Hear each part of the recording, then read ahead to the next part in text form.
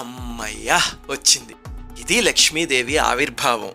ఈ కథలోంచి మనం తెలుసుకోవాల్సినవి 2 ఉన్నాయి. మొట్టమొదటిది ఏమిటంటే ధనమదం ఎప్పుడూ ప్రదర్శించకండి, లక్ష్మీదేవి దూరం అయిపోతుంది.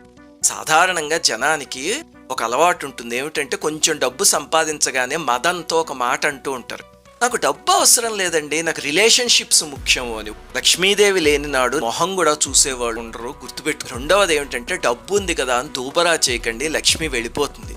మనకి మన పిల్లలకి సరిపడినంత దాచుకుని మిగతాది దానం చేస్తే ఉపయోగం ఏమిటో తెలుసా?